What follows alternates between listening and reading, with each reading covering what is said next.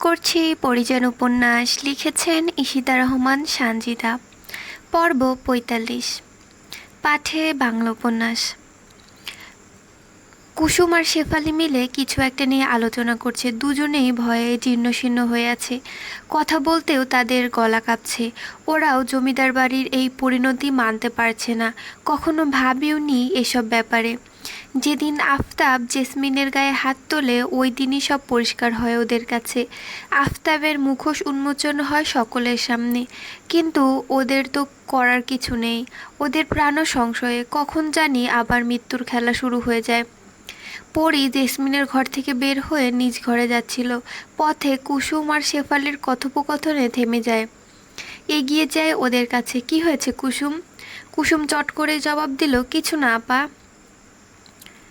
আমার থেকে কিছু লুকাবি না, তাহলেই তোদের বিপদ। এই বাড়িতে একমাত্র আমিই তোদের সুরক্ষা দিতে পারি। বল কি হয়েছে? শেফালি বলা শুরু করে। সবাই সবার আসল রূপ দেখাইছে আপা। ওই নচ্ছার বেটা এখন সুযোগ লইয়া আমার গায়ে হাত দেয়। আমি ডরে কিছু কইতে পারি না আপা। কে, নওশাদ? হ আপা। রাগ হওয়ার পরিবর্তে পরীর মুখে হাসি ফুটল। মাথায় যেন মুহূর্তে বুদ্ধি খেলে গেল। পরীকে এভাবে হাসতে দেখে চমকে গেল ওরা দুজন। কুসুম জিজ্ঞেস করে, কি হলো আপা আপনার? তোরা দুজনেই পারবি আমার উদ্দেশ্য সফল করতে, পারবি তো? দুজনের একজনও কিছু বলে না, এমনকি কিছু বোঝেওনি পরীর কথা। পরী আবার বলে, কুসুম শেফালি, তোদের যা বলবো তোরা তাই করবি। ওই নরপিশাচদের দুনিয়া থেকে বিদায় করার জন্য তোরা থাকবি না আমার সাথে? আপনি সাহসী আপা, তলোয়ার চালাইতে আপনি পারবেন, কিন্তু আমরা তো পারুম না। ওগো সামনে গেলেই ডর করে। পরী কুসুমের বাহু ধরে বলে, মৃত্যুর ভয় করলে ওরা বারবার মৃত্যুর ভয় দেখাবে, তোকে দুর্বল করে দেবে। সাহস রাখতে হবে কুসুম। তোকে তলোয়ার চালাতে হবে না, শুধু আমার কথা মতো কাজ করবি। দুজনেই রাজি হলো পরীর কথায়। পরীও খুশি হলো। দৌড়ে চলে গেল নিজের ঘরে। সোনালির ঘরের চাবি নিয়ে সেদিকে ছুটল। বহুদিন পর সোনালির ঘরে তালা খুলল পরী। ঘরের আনাচে কানাচে মাকড়সার জালে ভর্তি হয়ে গেছে। বন্ধ থাকার কারণে ভ্যাপসা গন্ধ বের হচ্ছে। পুরো ঘরে চোখ বুলায় পড়ি। বিশাল বড় পালঙ্ক ঘরের অর্ধেক দখল করে আছে। আলমারি, টেবিল, চেয়ার একপাশে পড়ে আছে। জমে আছে প্রতিটি আসবাবপত্রে ধুলো। নিজের ঘরটা বেশ সুন্দর করে সাজিয়ে রাখত সোনালি। ব্যক্তিগত কিছুতেই কাউকে হাত দিতে দিত না সে। আজ সেই ঘরটার এই অবস্থা। পরী আলমারি খুলে দেখলো বোনের পোশাকগুলোতে ইঁদুরের বাচ্চারা ছোটাছুটি করছে। ওরা যেন উঠে পড়ে লেগেছে সোনালির স্মৃতি নিশ্চিহ্ন করতে। পরী বন্ধ করে দিল আলমারি, তারপর উকি দিল পালঙ্কের নিচে। বড় একটা টিনের বাক্স বের করলো। ঢাকনা ঢাকনা খুলতে বাতাসে আর ভেতরের কাগজপত্রগুলো চারপাশে ছড়িয়ে পড়ল। লেখাগুলো সোনালির নয়, রাখালের। তার দেওয়া চিঠিগুলো যত্ন করে রেখেছে সোনালি, কিন্তু চিঠির প্রায় জায়গা কেটে ফেলেছে ইঁদুর। পরী বাক্স হাতড়ে কাপড় পেঁচানো একটা বস্তু বের করলো। সপ্তবর্ণে কাপড় সরাতে সেটি মৃদু আলোয় চকচক করে ওঠে। হাতের তলোয়ারখানা ঘুরিয়ে ফিরিয়ে ভালো করে দেখে। বহুদিনের পুরনো তলোয়ার থেকে থেকে মরিচা ধরেছে। তাই পরী তাতে শান দিতে নিচে গেল। পাথরে ঘষে ঘষে তলোয়ার ধার দিচ্ছে পরী। সেই শব্দে মালা আর রূপালী ঘর থেকে বের হয়ে এলো। এমত অবস্থায় মেয়েকে দেখে মালা এগিয়ে গিয়ে বললেন, কি করস পরী তুই? শত্রু থেকে রক্ষা পেতে হলে অস্ত্র প্রয়োজন। মালা বসে পড়ল মেয়ের পাশে, আতঙ্কিত হয়ে বলে, আমি বড় মাইয়ারে হারাইছি, তুই কি চাস তোরেও আমি হারাই? পরীর হাত থেমে গেল। চোখ তুলে সে মায়ের দিকে তাকিয়ে বলল, আপনার মেয়ে শহীদ হলে আপনার মাথা সবার সামনে উঁচু হবে আম্মা, এতে কষ্ট পাওয়ার কিছু নেই। তুই একটু থাম পরী, ভয় পাবেন না আম্মা, শয়তানের শাস্তি না দিয়ে আমি মরব না। মালা চোখের জল ফেলেন। অন্দরের দরজা খোলার আওয়াজে পরিসহ সবাই সেদিকে তাকায়। আফতাবকে ভেতরে আসতে দেখে উঠে দাঁড়ায় পরী। পা চালিয়ে উঠোনে এসে বলে, কোন সাহসে অন্দরে এসেছেন? সাহস আছে বলেই এসেছি। আমার বাড়ি, আমি যখন খুশি যেখানে খুশি যাব। পরী হাসলো, বলল, ভেতরে আসলে প্রাণ নিয়ে ফেরা মুশকিল হবে আপনার পক্ষে, তাই যেভাবে এসেছেন ঠিক সেভাবেই ফিরে যান। আফতাব গর্জন করে বলে, এত সাহস আসে কোথা থেকে তোর? আমার মুখের উপর কথা বলিস? মালা কেঁপে উঠলেন মালা। আফতাব এবার তার উপর অত্যাচার করবেন নিশ্চিত হলো মালা। আঁচলে মুখ ঢেকে কাঁদতে লাগলেন তিনি। আফতাব বলল, তোমার মেয়ের সাহস বেড়েছে বুঝলাম।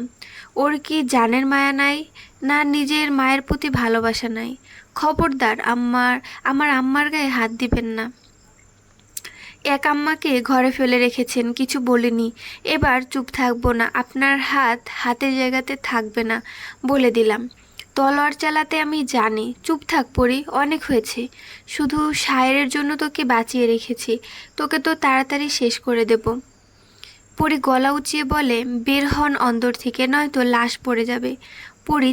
পরির চিৎকারে শায়ের সেখানে উপস্থিত হয়েছে, তবে পরীকে সে থামালো না।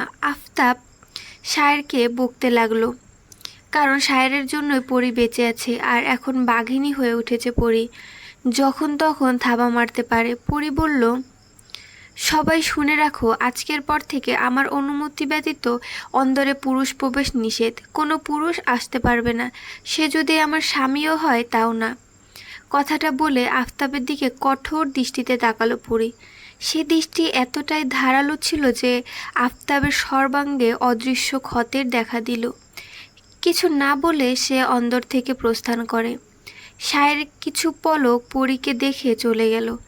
পরীর হুকুমে কুসুম দরজা বন্ধ করে দিল। প্রথম পরিকল্পনা সম্পূর্ণ হলো। পরী এটাই চেয়েছিল। পরীর আসল উদ্দেশ্য শায়েরকে অন্দর থেকে সরানো। অতি চতুর শায়ের পরীর কল্পনা বুঝতে সময় নেবে না, তাই আফতাবের সাথে সাথে শায়েরের আশাও বন্ধ করে দিয়েছে। পরী শেফালিকে ডাকলো। শেফালি আসতেই সে বলল, যা বলেছি মনে আছে তো? মাথা নাড়ে শেফালি। পরী আবারও নিজের কাজে মন দেয়। ঘষে ঘষে চকচকে করে তলোয়ারটা, যেটা সূর্যের আলোতে চিকচিক করে ওঠে। এটাই পরীর শেষ হাতিয়ার, যেটা দিয়ে পরী শত্রুদের দমন করতে পারবে।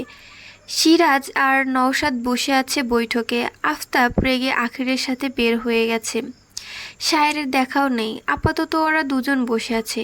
নওশাদ বলে উঠল, অনেক দিনের সফর শেষে আসলে তা ব্যবসা কত দূর? সিরাজ আর মোড়া ভেঙে বলে, আরে ভাই, কত কিছু দেখলাম, কিন্তু সোনালির মতো কাউকে পেলাম না। দুজনে একসাথেই হাসলো। নওশাদ বলল, আমি কিন্তু ভাই তোমার নাম পরীকে বলিনি, সব চেপে গেছি, যাতে তোমার উপর পরীর একটু বিশ্বাস থাকে। আরে আসতে বলো, পরীর কানে গেলে সব শেষ। যাই হোক, আমার এখানে বেশিক্ষণ থাকা চলবে না, পরী সন্দেহ হবে। ওদের কথার মাঝখানে শেফালির আগমন ঘটল। সিরাজের জন্য নাস্তা এনেছে। শেফালিকে দেখে ওরা চুপ করে যায়, চোখের ইশারায় একে অপরকে সতর্ক করে। শেফালি চলে যেতে গিয়েও থমকে যায়। নওশাদকে দেখে ঘৃণায় হচ্ছে ওর। আজ সকালেই কুপ্রস্তাব রাখে নওশাদ। শেফালি পরিমরি করে নওশাদের থেকে পালায়। ভয় করছে শেফালির, কিন্তু পরীর কথা মনে আসতেই সাহস পেল সে। হঠাৎই নওশাদের পা ধরে বসে পড়ল শেফালি। কাঁদতে কাঁদতে বলল, আমারে মারবেন না ভাই, আমি আপনার সব কথা শুনবো, দরকার পড়লে অন্দরে সব খবর দিমু, তাও আমারে মারবেন না, আমার ডর করে অনেক, মারবেন না আমারে। শেফালির কান্না দেখে ভরকে গেল নওশাদ। বোঝার চেষ্টা করলো শেফালির মতলব। নওশাদ পা ঝাড়া দিয়ে বলে, পা ছাড় আমার, তোর মতলব আমি বুঝি না ভেবেছিস? আমি জানি এইসব পরি তোকে শিখিয়ে পাঠিয়েছে। আল্লাহ গো ভাই, কন কি? আমার কি পরি আপার মতো সাহস আছে? জানের মায়া হ্যাঁ না থাকলেও আমার আছে। আমি বাঁচতে চাই ভাই, আপনি বড় কর্তারে কইলেন হ্যাঁ শুনবো। ভাই আমারে রক্ষা করেন, তার লাইগা আমারে যা কইবেন আমি করমু। নওশাদ সন্দেহের দৃষ্টিতে কিছুক্ষণ শেফালির দিকে তাকিয়ে রইল, তারপর বলল, আচ্ছা তুই এখন যা, যখন বলবো তখন আসবি, পরে কি করে না করে সব বলবে এসে। শেফালি দৌড়ে চলে গেল। নওশাদ বিশ্রী গালি দিল শেফালিকে। সে বিশ্বাস করেনি শেফালির কথা। সে সিরাজকে উদ্দেশ্য করে বলে, মা ঢ্যামনা আছে, মানে এখানে একটা গালি দিয়েছে, তারপরে বলেছে ঢ্যামনা আছে। আপনারা কল্পনা করে নিন সেই গালিটা। ভেবেছে ওর কথা বিশ্বাস করে বসে আছি, যত সব ফকিরের দল। সিরাজ মাথা ঝুঁকে আস্তে করে বলে, ওদের থেকেও সাবধান থাকো। কখন কি করে বসে কে জানে। আমি আসি আজ, সময় হলে ঠিকই আসবো। সিরাজ চলে গেল, নওশাদ রয়ে গেল। এখানে পরি ওকে কিছু করতে আসবে না। বৈঠকে কয়েকজন রক্ষী আছে, পরি এখানে আক্রমণ করতে পারবে না। তবুও আতঙ্কে থাকে নওশাদ, ভয়ে ঘুমোতে পারে না। কবিরকে সে বারবার স্বপ্নে দেখে, বীভৎস সেই চেহারাটা চোখের সামনে ভাসে ওর। এতদিন কোনো ভয় ছিল না ওর, সেদিন পরীর হত্যাকাণ্ড দেখে ভয় আছে সে, তাই সবসময় সতর্কতা অবলম্বন করে। এমনিতেই সে পঙ্গু, ওকে মারতে পরীর এতটুকু শক্তির প্রয়োজন হবে না, তাই সর্বদা রক্ষীদের সাথে রাখে সে। শেফালি অন্দরে ফিরে গিয়ে সব বলে দিল পরীকে। পরী জানতো নওশাদ এত সহজে শেফালির কথা বিশ্বাস করবে না, তাই কিভাবে নওশাদকে সব বিশ্বাস করাবে তাও ভেবে নিয়েছে পরী। এখন শুধু সময়ের অপেক্ষা। এমন সময় রূপালীর কণ্ঠস্বর ভেসে আসে, সে ডাকছে পরীকে। তাই শেফালির সাথে দ্রুত কথা শেষ করে পরী রূপালীর কাছে গেল। বিধ্বস্ত অবস্থায় বসে আছে রূপালী। দেখে মনে হচ্ছে বহুক্ষণ অশ্রু বিসর্জন দেওয়ার জন্যই এই অবস্থা হয়েছে মেয়েটার। পরী নিঃশব্দে বোনের পাশে বসে বলল, কি হয়েছে আপা? মুহূর্তেই চোখ মুখ শক্ত করে নিল রূপালী। রাগে লাল হয়ে এলো ফর্সা চেহারাখানা। বোনের হঠাৎ রেগে যাওয়ার কারণ বুঝতে পারে না পরী, তবে কিছু জিজ্ঞেসও করে না। যা বলার রূপালী নিজে থেকেই বলবে। নিজেকে যথাসম্ভব ধাতস্থ করে রূপালী বলে, অনেক হয়েছে পরী, আর না, আমি একজনকে নিজ হাতে খুন করতে চাই। তুই দিবি তোর তলোয়ারটা? আমি তাকে মেরে আবার তোকে ফিরিয়ে দেব। কাকে মারবে আপা? কি হয়েছে তোমার? বড় অপার আরেক খুনি, যার নাম তোর অজানা পরি। কে সে? সিরাজ। আমাকে ঠকিয়েছে সিরাজ, ভালোবাসার ছলনায় আমাকে ফেলেছে পরি। সেদিন কাকার সাথে হাত মিলিয়ে সিরাজই আমাকে সুশীলের হাতে তুলে দিয়েছিল। সিরাজ বড় আপাকে পছন্দ করত, তাই আপা মরার পর নওশাদ আর কবিরের সাথে সেও। কথা শেষ না করে ফুপিয়ে কেঁদে ওঠে রূপালী। ঘৃণায় গা গুলি আসছে ওর। পরি অবাক হলো, তাহলে নওশাদ ওকে একটা মিথ্যা কথা বলেছে। ওদের সাথে সিরাজও ছিল। সে বোনকে বলে, কেঁদো না আপা, শক্ত হও। আমার ভালো লাগছে তোমার কথা শুনে। সিরাজকে আমি তোমার হাতে ছেড়ে দিলাম, নিজের ক্ষোভ মেটাও। তবে আমি ঠিক যেভাবে বলবো সেভাবেই করবে সব। কিন্তু পরি আমার পিকুলের কি হবে? এতটুকু বাচ্চা, আমার যদি কিছু হয়ে যায় তাহলে ওকে কে দেখবে? সে চিন্তা তুমি করো না, আমি শীঘ্রই ওর একটা ব্যবস্থা করব। তুমি শুধু তোমার রাগ জন্ম দাও তোমার ভেতরের শত্রুদের প্রতিহত করতে পারবে, আর ভয় পাবে না। রূপালীর ঘর